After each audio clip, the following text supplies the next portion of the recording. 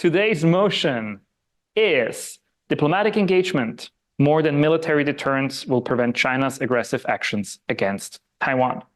And I will now attempt to start the poll, preferably without ending this call.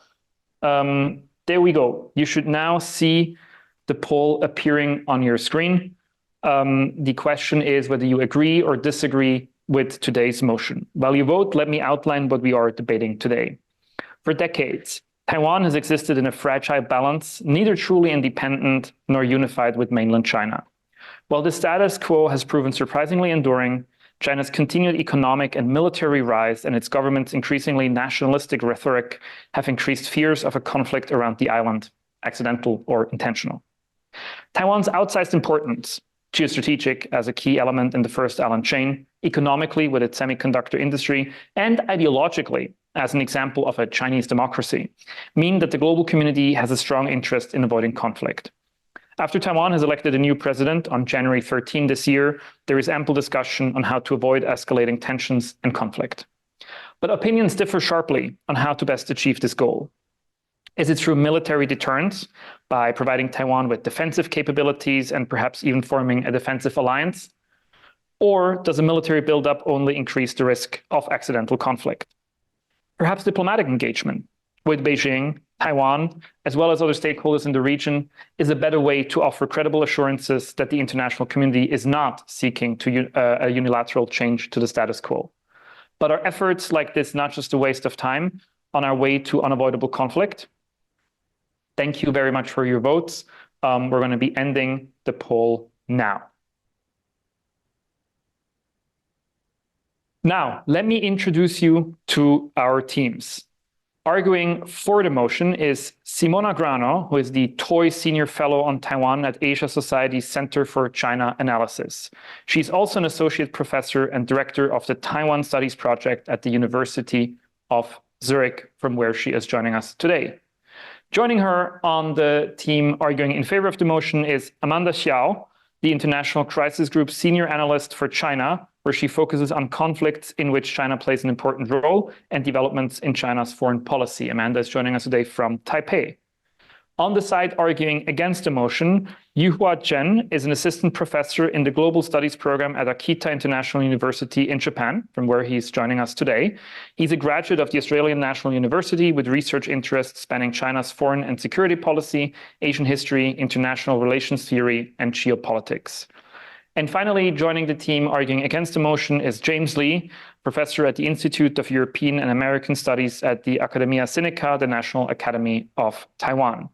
He's also a former Eisenhower Defense Fellow at the NATO Defense College in Rome, and he currently actually is in Rome today, an affiliated researcher of the Institute on Global Conflict and Cooperation of the University of California System, and a collaborator of Canada's Network for Strategic Analysis. Thank you all so much for being with us today.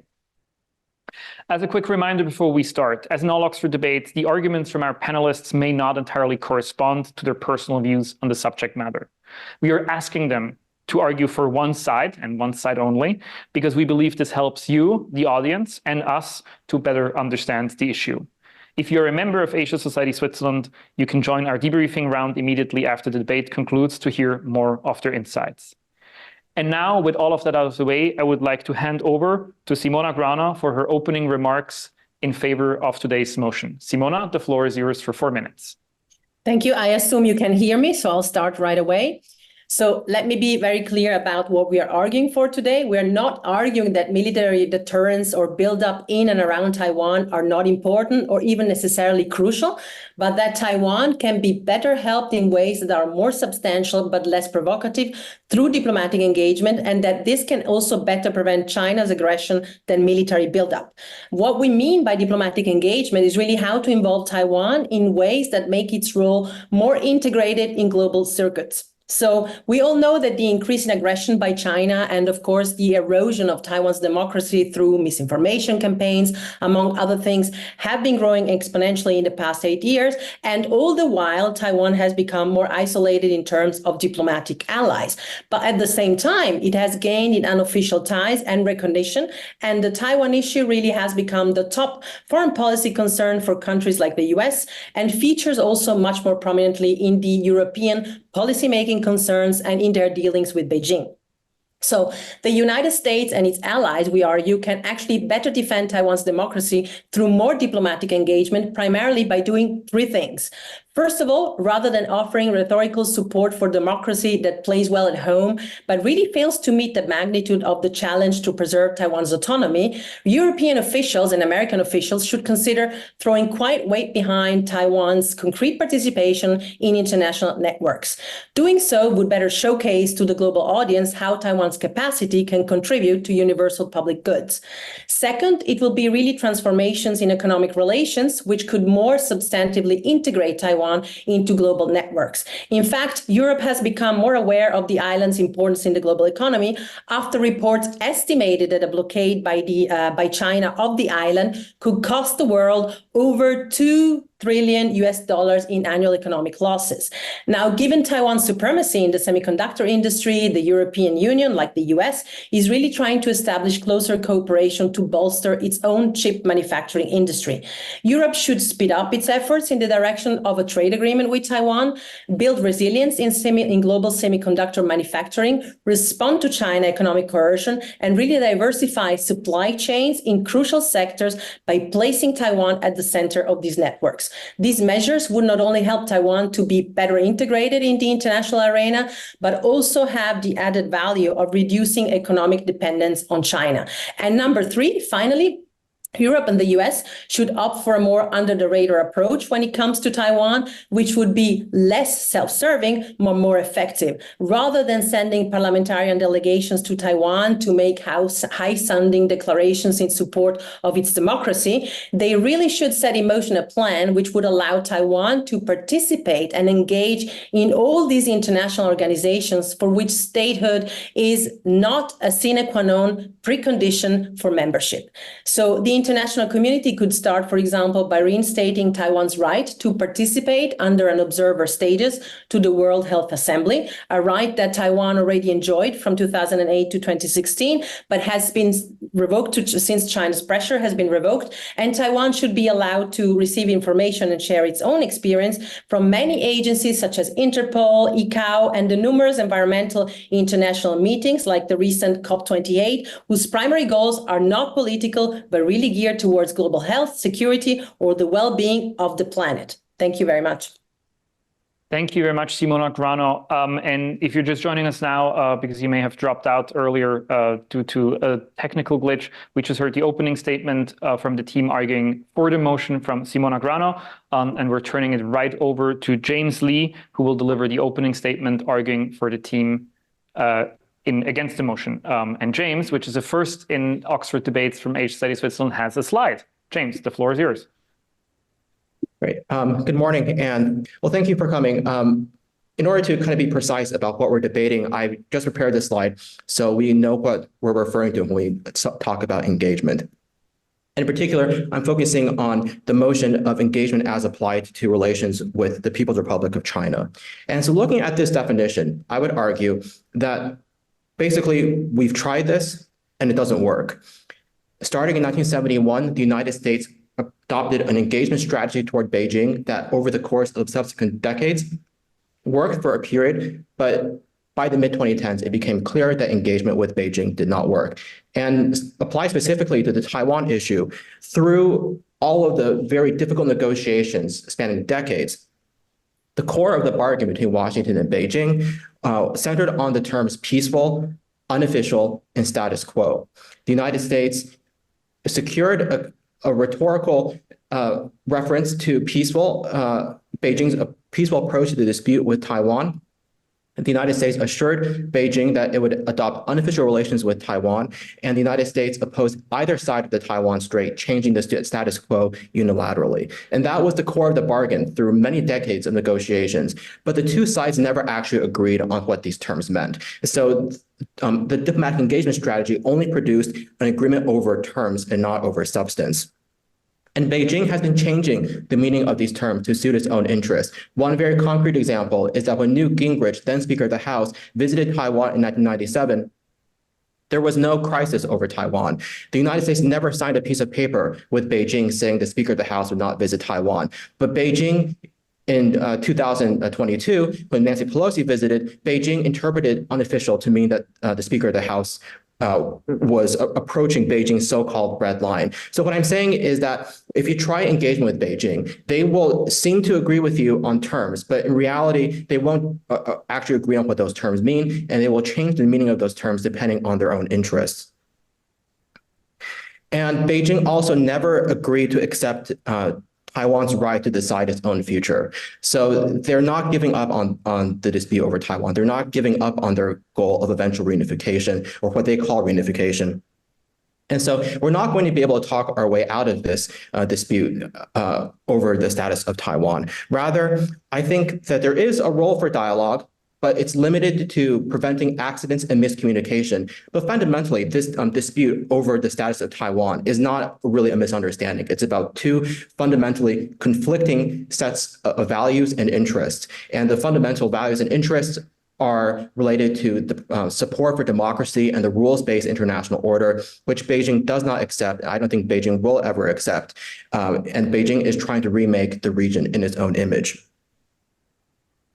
We need to negotiate from a position of strength. We've seen from our decades of engagement with Russia that trying to change Russia's expansionist tendencies didn't work. When it came down to the initial crisis over Ukraine, all the phone calls, all the diplomacy, Macron's last-minute attempt to negotiate a grand bargain with Moscow didn't work. When Putin decided to start the war, he didn't listen to anyone.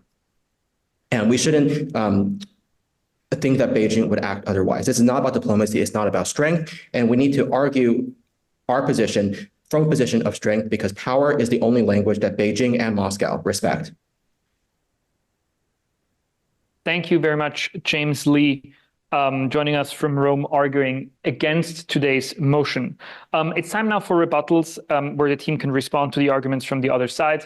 And here, again, the team arguing in favor of the motion gets to go first. So, Amanda, it's your turn. You have 4 minutes for your rebuttal arguing in favor of the motion. Thank you very much, and good morning to everyone. I hope everyone can hear me.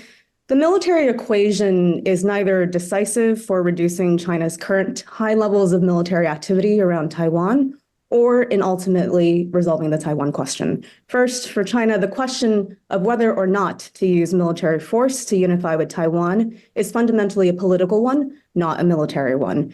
This means that even if Beijing develops sufficient military capabilities to take Taiwan tomorrow, it will not necessarily do so. As well, even if Beijing does not have the right military capabilities and would have to enter into a costly war, it is likely to do so if politically pushed. We know this because this is evident in the passing of China's anti-secession law, which commits Beijing to using military force on Taiwan if its red lines are crossed. These red lines all have to do with Taiwan's political status, if it secedes from China, or if peaceful unification becomes impossible. Two, China's increasing military pressures on Taiwan in recent years are primarily in response to what it sees as changes in the political norms in how other countries, and particularly the US, treat Taiwan. Improvements to the US military posture in the Asia-Pacific or Taiwan's deterrent capabilities will not result in China rolling back these military pressures. Rather, what is required is clear signaling that countries do not seek to overturn the status quo. To give you some examples, we've seen in recent years a number of high-level political visits by US members of Congress. Pelosi's visit in 2022 and the meeting between current Presidents Tsai Ing-wen and former Speaker of the House Kevin McCarthy in California. Both of these visits were politically symbolic, and they led to unprecedented military responses from China. During the Trump administration, senior official visits also resulted in China signaling its opposition through shows of military strength. In contrast, for decades, US arms sales to Taiwan only elicited rote rhetorical responses. For China, shows of support to Taiwan strengthens Taiwan's de facto autonomy, which in Beijing's view threatens its objective of unification. It is shifts in Taiwan's political legitimacy that prompts many of the increases in China's military pressure tactics. And the last point I'll make here is that peace has held in the last 4 decades because of a series of political understandings that we refer to as the status quo.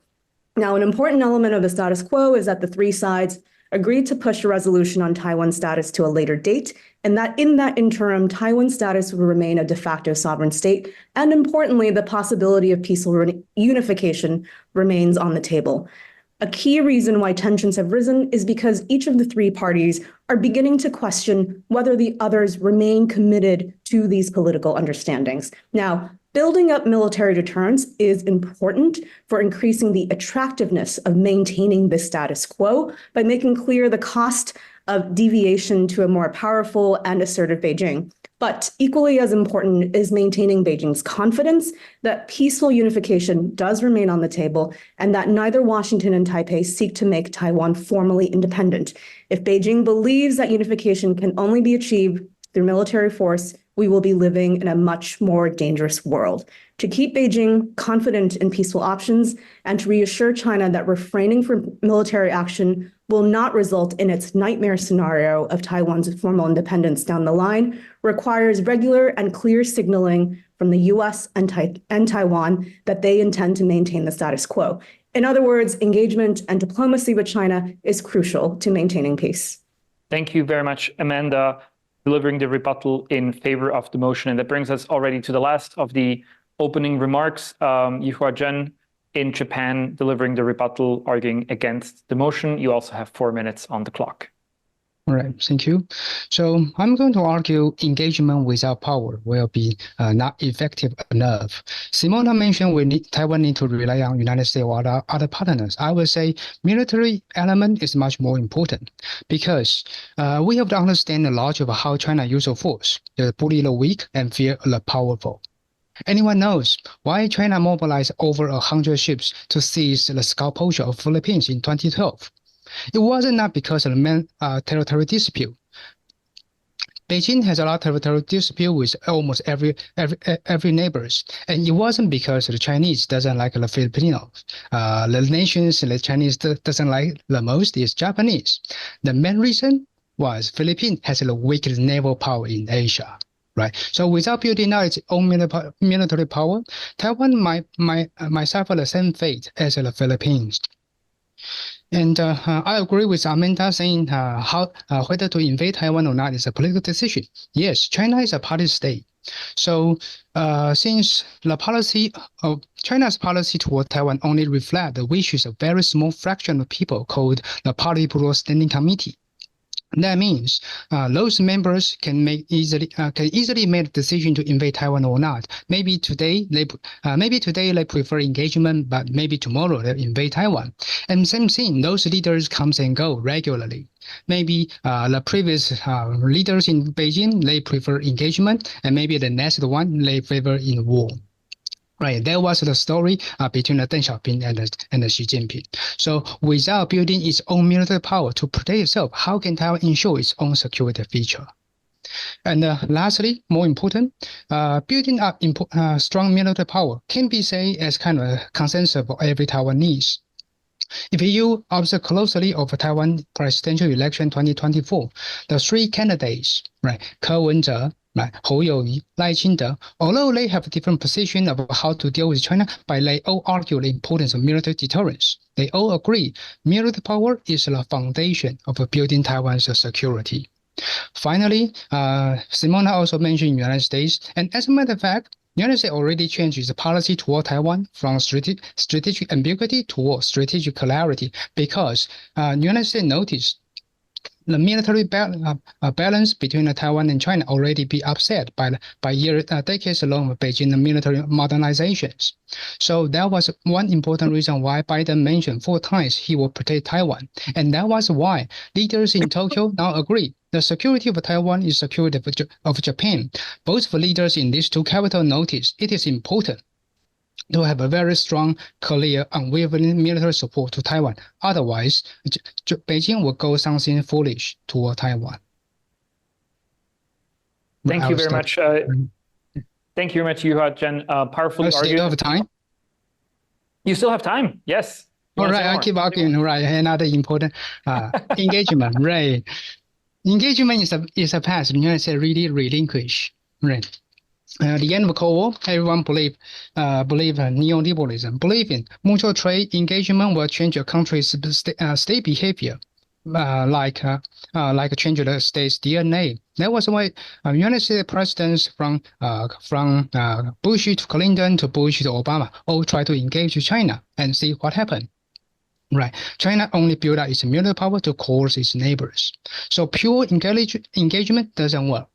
So that was why the former Secretary of State of United States, Mike Pompeo, announced United States should never return to its engagement with China. We need to build up peace based on the strengths. This is an important principle that the Romans remind us. All right, Excellent. I'll stop here. Thank you very much. Very powerfully argued. And I think most of us have also noticed a little bit of smoke or vapor wafting in from the back of your office. I hope that's just in support of your argument and not, fire. Thank you very much for this opening statement and rebuttals. That already brings us to the Q&A, where we also welcome questions from the audience. Please use the Q&A function on the bottom of your screen to submit any questions. It may also be on the top of your screen, depending on your device. You can also see the questions that have already been submitted there, and you can upload those that you find particularly interesting and would like to see answered. Please keep in mind that this Q&A is only about 20 minutes long. The earlier you submit your question, the higher the chances we'll get around to it. I'll start with some questions of my own to both teams, and I'm going to start with the team arguing in favor of the motion. Simona, you argued very powerfully for diplomatic engagement, and I specifically and especially like this idea of trying to engage Taiwan in international communities and networks. I think on the face of it, it's very hard to argue against it. However, and this has come up already from the opposing team a little bit, it's hard to discuss the Taiwan issue right now without looking at the case of Ukraine. And there I would argue that, Ukraine was a recognized country in the national community. Ukraine was a member of all these organizations. Ukraine had statehood, neither of which prevented the attack from Russia. So what is it that would make you so confident that just by including Taiwan in international organizations, some international organizations, maybe not even all, would serve as a meaningful deterrent for military aggression towards the island? Right. Thank you. Well, first of all, I think we both made clear, Amanda and I, at the very beginning, that we're not arguing that military upgrading is not necessarily. It's obviously a crucial component. What we are arguing for is that very often diplomatic engagement can actually be more powerful in the sense that it probably irritates less if it is done in a way that is quiet, of course. And hence why I use the example of less parliamentarian visits to the island, which also, as Amanda said, actually only incur into Beijing's wrath, and more substantial changes to really make Taiwan fully integrated in international circuits. I'm not arguing that Beijing won't be irritated, but I do believe that possibly these kind of actions serve more the purpose of helping Taiwan and irritate less than, for example, starting to call Taiwan a country, as was proposed, for example, I think by Mike Pompeo. This was the main gist of the argument. Thank you. Turning it over to the team arguing against the motion, Yu-Hua, you had this line in your rebuttal saying, China bullies the weak and fears the powerful. And again, I think, on the face of it, hard to argue with that. I think the logic is there that your team also said, Taiwan has to negotiate from a position of strength, all of which, of course, is in favor of military buildup and military deterrence. However, the more Taiwanese defenses are built up, the more weapons are being positioned on the island. Wouldn't that just provoke a military buildup on the other side? Because that's sort of like we see this very traditional sort of escalation. Both sides need to build up to keep the balance, and while neither side wants to actually escalate, this buildup would just increase the chance of an accident quite manifold. Isn't that sort of going in the opposite direction of what we want? Aren't we risking by focusing on military turns of increasing the risk of an accident? Right. Thank you, Nick. I'm going to talk about one important point I'm going to make in my closing remark. Right. So we need to understand two different models of thinking. One is spiral model, the other deterrence model. Right. What you mentioned is a spiral model. If we don't see enemies try to invade, but we keep building up military, then we will kind of trigger military crisis. But the truth is, the Taiwan and China is not in this case. Everyone knows China tried to invade Taiwan, right? China tried to invade Taiwan. Evidence, China has been practicing how to take over Taipei in Zhurhe military base in Inner Mongolia region since 2000s. Right, so now everyone knows China tried to take over Taiwan. If Taiwan refuses to build out its military power, then China will walk all over us. So what we need to do is to build a so-called deterrence model. If China tries to invade, Taiwan need to build out its military power as well. Only by doing so, we have tension, but the crisis will never break out into a war. Thank you. Amanda, I wanted to ask you, we're entering a time, or we have probably entered a time where China is both militarily much more powerful than it used to be, but also economically struggling, which we can agree is a very dangerous combination. Isn't now the time to do away with the diplomatic ambiguity of the past, which I think we can agree has worked well, and send a clear signal forcefully for an independent Taiwan towards Beijing to avoid a miscalculation on the mainland side? So thank you for that question. In terms of clarity, if you're referring to strategic clarity, no, I don't agree that that would ultimately be useful for stability in the Taiwan Strait. I think that we need to remember that the reason why Beijing has turned towards a more coercive approach towards Taiwan is, as you say, because it has become more militarily powerful. My apologies again, Amanda. We unintentionally interrupted you. That was not what we meant to do. I'm just going to stall here for just a little bit to make sure that most people are coming back. They're coming back. So, Amanda, the question I posed to you was that in a time of Chinese military buildup, but also economic problems, wouldn't it be, now the time to send a relatively forceful message to Beijing that the global community would like to see the status quo continued? So wouldn't it be time now to do away with strategic ambiguity, which may have worked well over the last decades, but maybe is coming to an end? A couple of points here. So I was going to start from a different one, but this break has given me a different logic.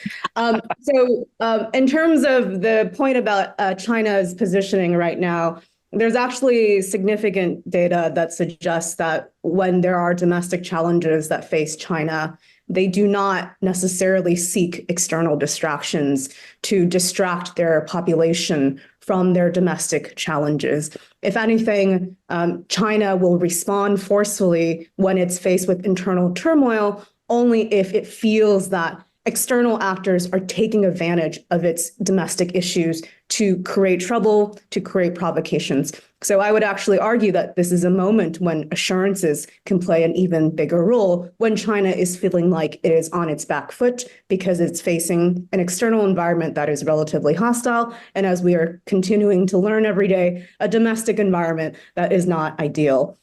In terms of strategic clarity versus ambiguity, the issue there is that, first of all, that's very much a DC Beltway debate. I have never spoken to a Chinese scholar who has found that to be a very useful or a primary consideration for them. The PLA has already baked into its assumptions that the US will likely intervene. It has to plan scenarios around that assumption. So a declaration of strategic clarity is not going to change those assumptions. Why it is dangerous, however, is because, as I've noted in my rebuttal, that it conveys a certain political status and legitimacy to Taiwan. It conveys a certain clarity of US commitment to Taiwan, regardless of what Taiwan does. And that is why it's actually dangerous, because of the political changes that it would suggest. And then I would just say that if I agree that we need to send a strong message of cost to Beijing, but I would argue, and we can talk about this further, as Simona has argued, that in fact, perhaps the military piece of it isn't the most important when we consider how to deter Beijing. There's many other economic costs that can be imposed, and that requires the international community's efforts.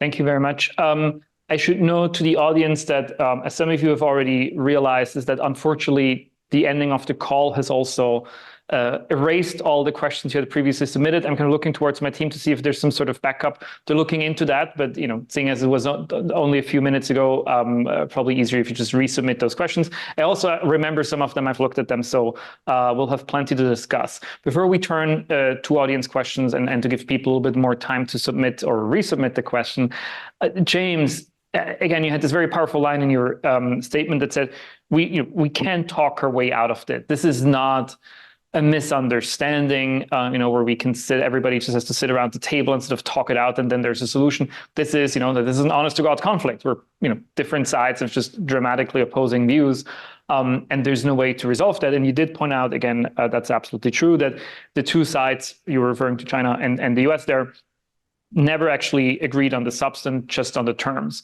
And that's undoubtedly true.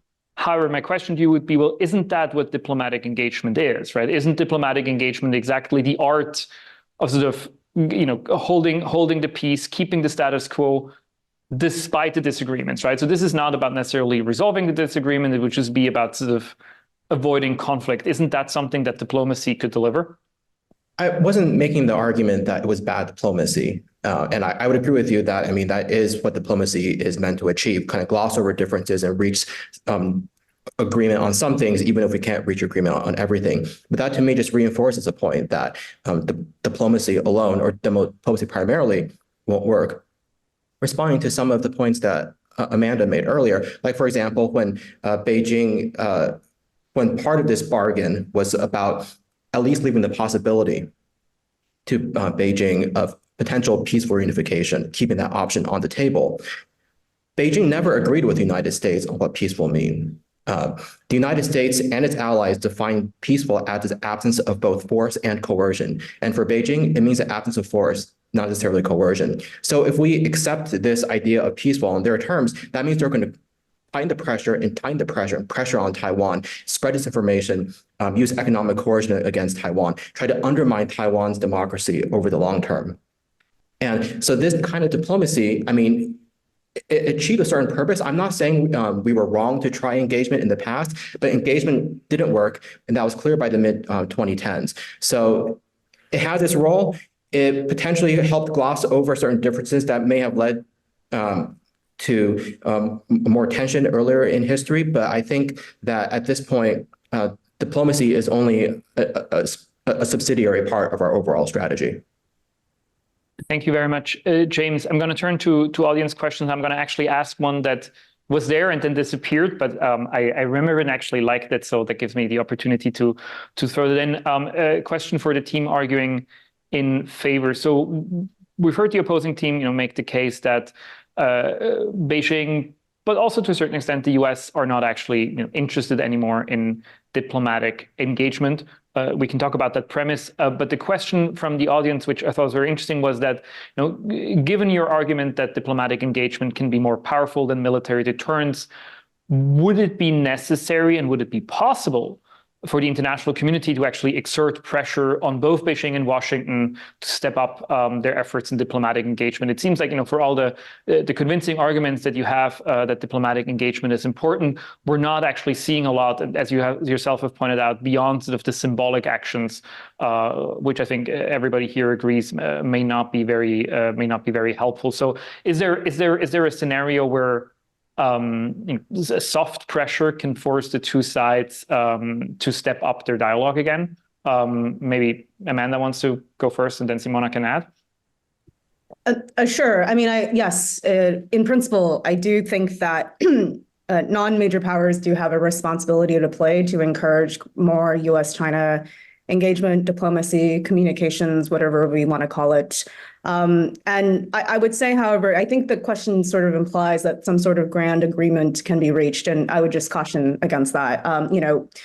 Where we stand right now, there is just no political solution, final political solution for Taiwan that will meet the demands of all the relevant parties.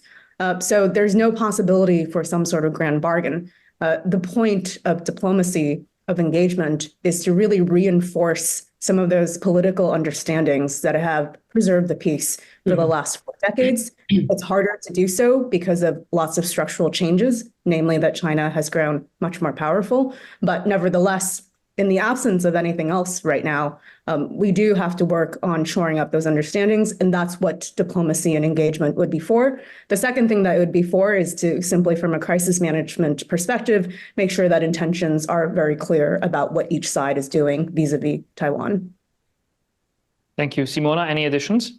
Yeah, I mean, I would say that actually in arguing to a certain extent for our motion, the fact that diplomatic engagement is really helpful to tone down tension, I would use as an example the meeting that took place in November between Biden and Xi Jinping, where both maybe also coming from a position of weakness. We have heard about China's economic weaknesses, military corruption problems, but also the United States having, of course, its own situation with its own elections.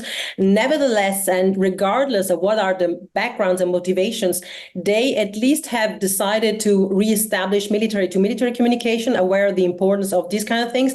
And I personally believe that to a certain extent, China's more restrained response to the Taiwanese elections and the fact that William Lai has won the elections is also due to the fact that in this specific and very volatile phase, they are interested in keeping good relations, if we can call them good, but less tense than before, with the United States. Hence, I think this really proves the point that when you reestablish diplomatic ties, this can really help in toning down tensions.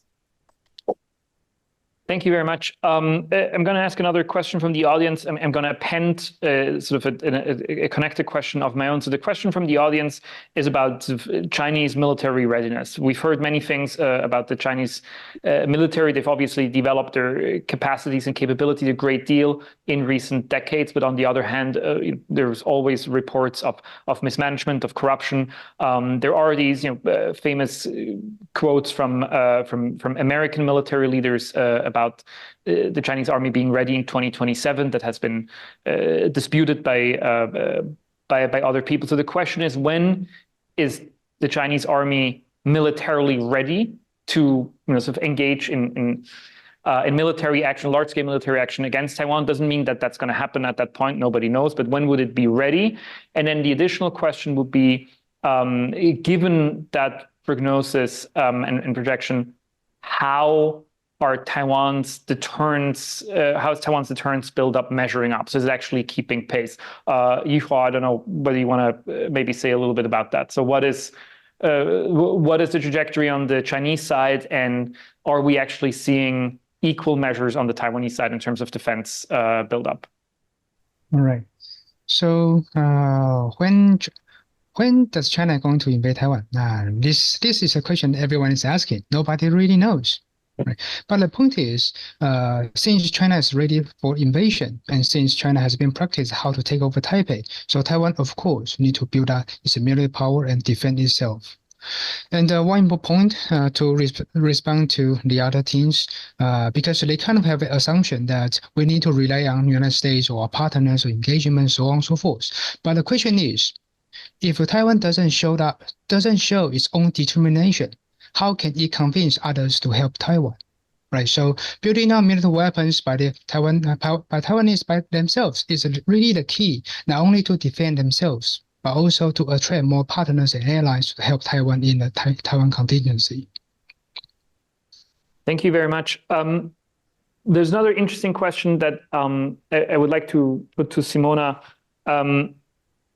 where the audience, member of the audience asked if you would consider so-called exchanges of talent that are often cited in the Chinese media as part of diplomatic engagement. So what role, if any, can promoting positive cultural and economic exchanges between Taiwan and the mainland play, either as a subset of diplomatic engagement or as a third angle to the military diplomacy dichotomy? And I think it's interesting. It's a dimension that we haven't really touched upon in this conversation, is the amount of exchange and dialogue, while reduced, that still is taking place between the island and the mainland. Yeah, well, I do certainly think that this is a good element to be brought up because, of course, cultural exchanges or people-to-people exchanges are also a strategy on part of China, of course, as a charm offensive. And certainly they also help in the sense that they increase the likelihood that people that get to know each other understand each other better. But there is an element, of course, of problem here that I don't see this avenue as being as successful as it could have been maybe 10 to 15 years ago when all the Confucius Institute was springing up around the world.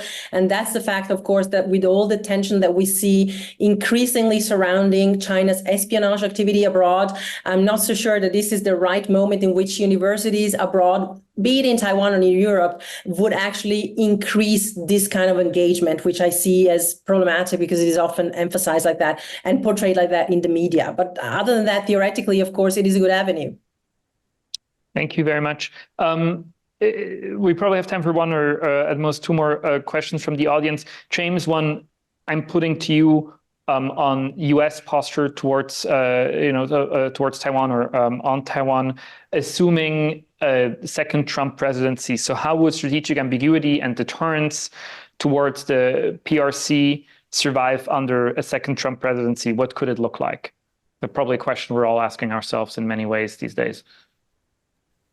I think Trump would be less willing to verbally promise U.S. intervention in Taiwan's defense compared to Biden. And I think that given Trump's overall skepticism about U.S. alliances and partnerships abroad and the isolationist tendencies in a lot of his rhetoric, that there might be a diminished effort on the part of the United States to internationalize Taiwan's security. And that could be worrisome for Taiwan's security over the long term, because I think that internationalizing Taiwan's security as partnerships and having the U.S. be supportive of that broader effort is really critical for maintaining Taiwan's resilience and its security going forward.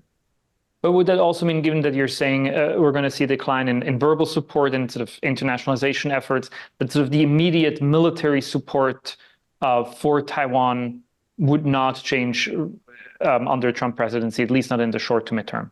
No, I don't think so. Thank you. Last question during this Q&A session that I'm going to ask Simona. Have there been any concrete, the question says de-escalation measures, we can discuss what that means, that China has taken over the last years to calm down the situation? So I think it's an interesting question because we usually see, and that's the way it's been portrayed in this debate so far, we see the PRC in Beijing as having assumed a more aggressive posture towards Taiwan. That's certainly true when we look at the rhetoric. We've seen a huge sort of expansion of military activity around the island. Are there things that the Chinese government has done or said that we could qualify as being de-escalating?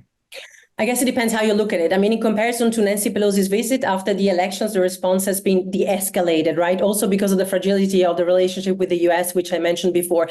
But I would put it like this. I don't think that they have de-escalated things. We see military invasion of the median line daily. But I do think that they have changed tactics in regards, for example, interference in the Taiwanese elections. We see more launching investigations for tax evasion into Guotai Terrigo, Foxconn founders, or analysis trying to find out whether these so-called trade barriers erected by Taiwan have been erected or not. So I would say that they have sort of learned from the past and understood that if they go full blast towards the Taiwanese electorate, this may backfire. And so we see maybe not a de-escalated, but a toned down or rather different sort of response in the past 6 months. Thank you very much. That brings us to the end of the Q&A block. Thank you also for your questions, especially. Thank you to those who've had to resubmit your questions. We appreciate that. And again, we apologize. It's now time for our closing statements. Each participant has 2 minutes to summarize their view and argue why you should vote for them in the final poll. The order is the exact same as in the beginning, which means we will start with Simona. So you get the word again, then followed by James, Amanda, and finally Yu-Hua. Simona, you have 2 minutes on the clock for your closing argument. Thank you. So, well, as I said, pushing for more international space is really a promising opportunity to use international rules and regulations to give Taiwan concrete benefits. And in this regard, medium and small powers in the future are really unlikely to be decisive US partners in the event of a conflict with China, but they can play critical non-military roles by internationalizing further the Taiwan issue and scrambling Beijing's calculations of the cost that it could incur if it would really escalate this tension into a full-blown war. This is because for all its formidable strength, the Chinese economy actually remains highly dependent on access to international financial markets, as well as on imports of key technologies, technical know-how, oil, gas, and food, and whatever. Chinese leaders know about these vulnerabilities and are, of course, trying to minimize them, but this cannot be solved immediately. So the United States and Europe should work with like-minded partners, encourage allies to work with Taiwan to further internationalize the Taiwan issue and the cross-strait issues. Chinese tactics are aimed at isolating Taiwan, coercing it, obfuscating and conflating China's narrative of the Taiwan sovereignty issue with its own, for example, through conflation of the One China policy with the One China principle, which China claims is universally and internationally accepted. It is not. So informing the public in our countries and institutional capacity building will really help, in my opinion, in redressing the correct flow of information. The more united Washington and its global partners are in their resolve to preserve peace and stability in the Taiwan Strait, the greater the risk Beijing faces when considering military operations against Taiwan. And that is why, ladies and gentlemen, diplomatic engagement among like-minded and allied powers will work much better to deter China from attacking Taiwan. Thank you. Thank you very much, Simona Grano. I'm going to pass it right along to James Lee for his closing statements arguing against today's motion. 2 minutes on the clock. Please, James. So my overall perspective on the risks of engagement with China is that if we make a bargain with China today, tomorrow they're going to come back and they're going to ask for more. So one example from the history of U.S.-China relations on the Taiwan issue is that as part of the One China policy, the United States never agreed to accept the position that Taiwan is part of China. For the United States, Taiwan's sovereignty remains undetermined. But we did agree to not challenge Beijing's claims. And Beijing has used that space to try to squeeze Taiwan further and further. We've seen this in the United Nations. They've been trying to change the text of UN Resolution 2758 to make it seem like it says something about Taiwan. It doesn't. They've been trying to change the text of the Cairo Declaration to make it seem like Cairo promised Taiwan to China. It didn't. It promised Taiwan to the Republic of China, which is a current legal, legitimate authority over Taiwan. So Beijing has been trying to change the terms of the bargain in a way that suits its own interests and reinforces its own claims. And the United States hasn't been challenging Beijing because that was also part of the original bargain, but that has been come at the expense of Taiwan's long-term security and enabled Beijing to engage in this lawfare and disinformation. So in conclusion, I would like to say that we should focus our deterrence efforts on U.S. allies and partners and to reinforce the point that if Beijing ever decides to use force against Taiwan, then in that scenario of a Taiwan contingency, Beijing will be alone, isolated and weakened and cut off from the international community, and Taiwan will not, and Taiwan will have the support of U.S. allies and partners in the region and around the world. And that doesn't mean that every country is going to be asked to deploy military force in the Taiwan Strait. The United States is not asking Switzerland to deploy forces in and around Taiwan, but it does mean Switzerland may have a role to play, imposing sanctions.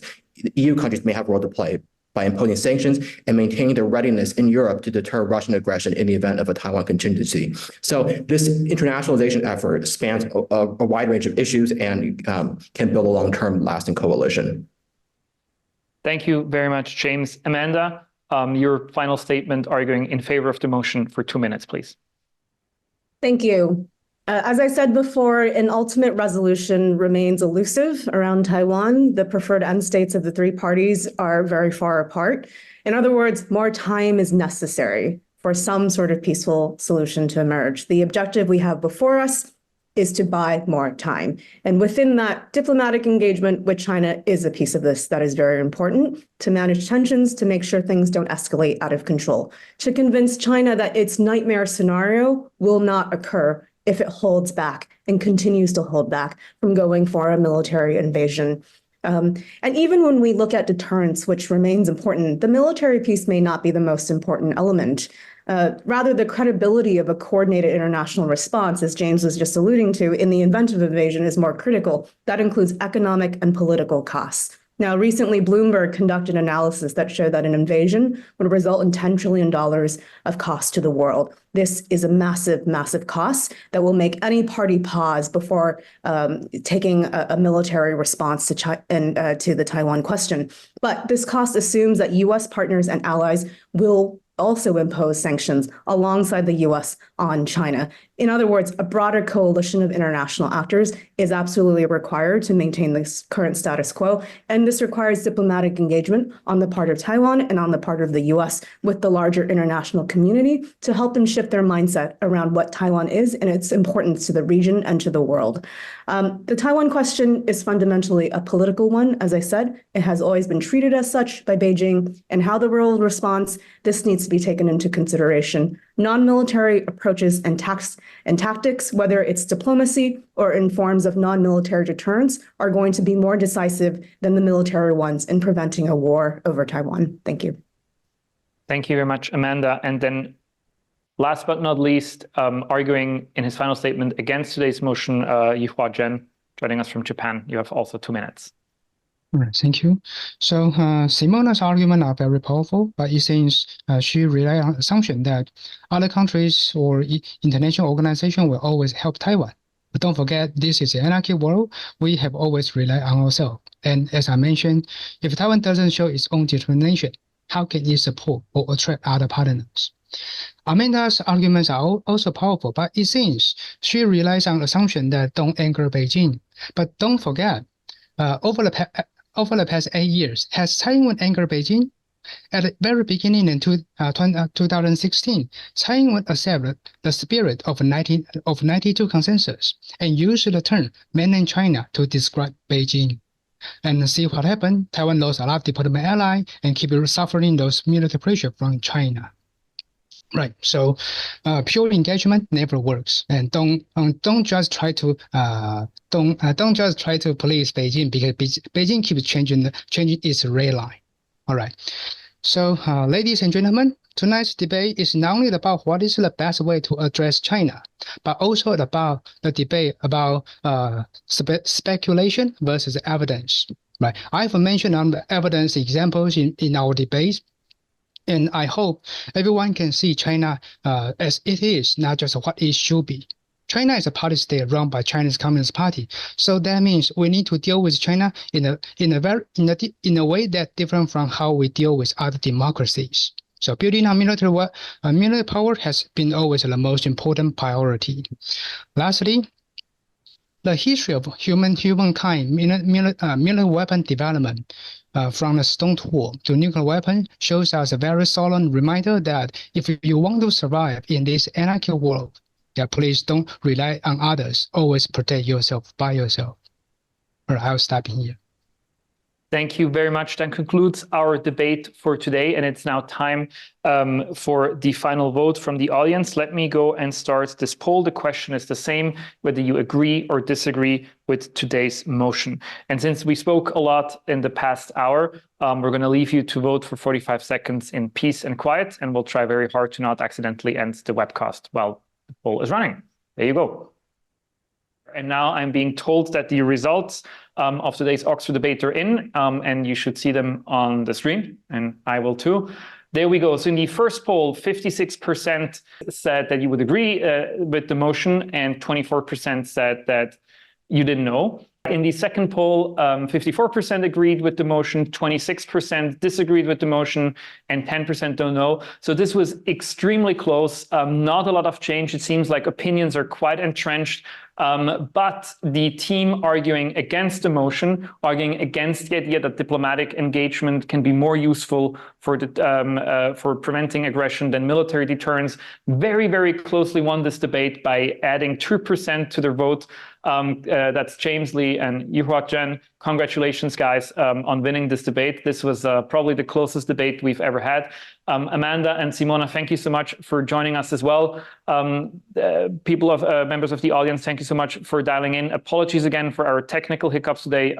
We do appreciate you redialing in a couple of times and resubmitting your questions where necessary. We hope you'll join us again next time and promise that then you won't be interrupted quite as much. If you're a member of Asia Society Switzerland, please join us for the members-only debriefing starting immediately after this call has ended with our 4 speakers to tease out a little bit sort of the results that we have seen. If you're not a member yet, then of course we welcome you to join us as a member. You support our work and benefit from the many things that we do only for our members. Thank you very much. We appreciate any feedback you may have for this event. You can submit your feedback through the link that you see when you end this call or in the email that you receive in the next few minutes. Thank you very much for joining us today, and I hope to see you very soon.